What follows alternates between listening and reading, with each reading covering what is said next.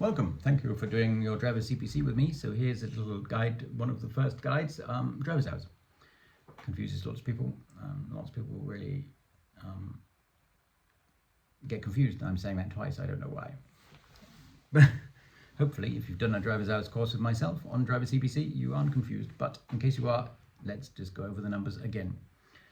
A fixed week. So basically it's midnight Sunday to midnight Sunday.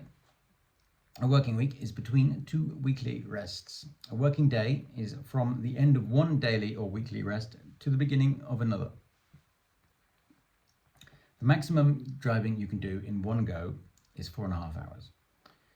After this, you need to take a 45-minute break, but you can split this into, you can have 15 during the 4.5 and 30 at the end, or 15 and 30 during the 4.5. Has to be always that way around though, 15 minutes followed by 30 minutes. The maximum daily driving, 9 hours, which is 2 4.5 hour stints basically. Twice in a fixed week, this can be increased to 10 hours. Daily rest is 11 hours, though you can reduce it to 9 hours 3 times in a working week, i.e. between weekly rests.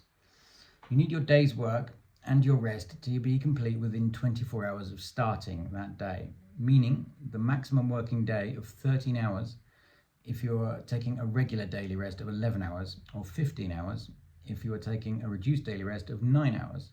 It's bonkers that you have a shorter rest if you're working a longer day, but that's somehow common sense in the legislature's world. It's worth noting as well, if you work over 13 hours in a day, you use up a 9. Whether you have any 9s left, irrespective of how much time you have off that night, you use a 9. So you go over 30, if you 11-hour break, your maximum day 13 hours. That's it. Go over that and you use a 9. More nonsense. It's hilariously stupid really, but there we are. When you start again the next day, it wipes the slate clean for driving hours, because some people think it is, the driving limit is per 24 hours. It's not, it's per working day, so shift between rests. The daily rest can be split in two. The first period of at least 3 hours and the second period of at least 9. Note that both periods you need to be able to freely dispose of your time as you wish.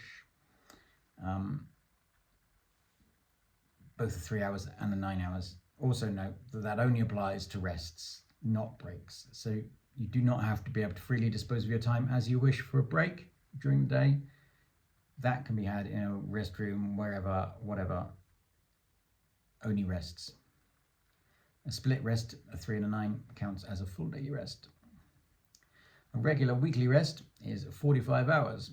A reduced is 24. You need to start a weekly rest no later than 144 hours, 6 24-hour periods, from when you started that week. So if you started at 6 a.m. Monday, you need to start your rest by 6 a.m. Sunday. You can work as many shifts as you like within that 6 period, in that 144 hours. Some people think it's 6 cards, which maybe it used to be, but not anymore. So you can work multiple, over 6 shifts if you can legally squeeze them in, doing short shifts and stuff. That's not a problem. If you take a reduced weekly rest, you need to compensate for the hours you reduced by attaching them to at least a 9-hour rest by the end of the 3rd week. You cannot simply take the compensation on its own. So you need, say for instance, if you have 24, you need to compensate with 21 hours attached to at least a 9-hour rest. You cannot take a regular weekly rest in a vehicle. In any 2 fixed weeks, so midnight Sunday, you need to show a minimum of 1 regular and 1 reduced weekly rest, unless on international work, and then you can have 2 24s back to back. You can split the daily rest to accommodate getting on and off a ferry. You can interrupt a regular daily rest this way with a maximum of 2 interruptions, totaling an hour across in any combination. So say for instance you spend 15 minutes getting on a boat, you then have 45 minutes to use getting off a boat. You need access to a bunk or couch set on board. You can also use ferry movements on the split daily rest, which is a bit of a bugbear of mine because I think that's ridiculous. The 3 hours during the day and the 9 hours at night. So you can, or theory, split a 9-hour rest that way with ferry rest, like as if that's ever going to be restful. You can also split the weekly rest to get on a ferry. Same, 2 interruptions up to an hour. The only extra stipulation is it must be at least 8 hours in length, the ferry crossing. In exceptional circumstances, which aren't defined in law, basically open to interpretation, you can go over your hours to reach safe and suitable parking. It's not a big drama that a lot of people think it is. Shit happens, basically. Just don't do it all the time and don't take it to extremes. You can't plan to go over. It just happens. If you do 2 printouts. Explain the situation, sign them. Keep one for 28 days, soon to be 56, and hand the other into the office. Once the 28 days is over, you can throw yours away. And also, finally, in exceptional circumstances again, you can go up to 1 or 2 hours over your daily and weekly driving time to get back to base for your weekly rest. Up to 1 hour for a 24-hour reduced weekly rest to get back to base on your final day, or up to 2 hours to go get back for a regular 45-hour weekly rest on your last day.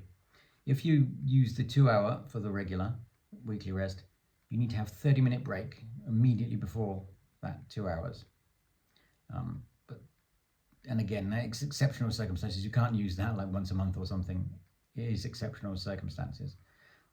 It will still require explanatory printouts, but because it is an infringement, but it is actually in law now, you can go up to 1 or 2 hours over on your last day.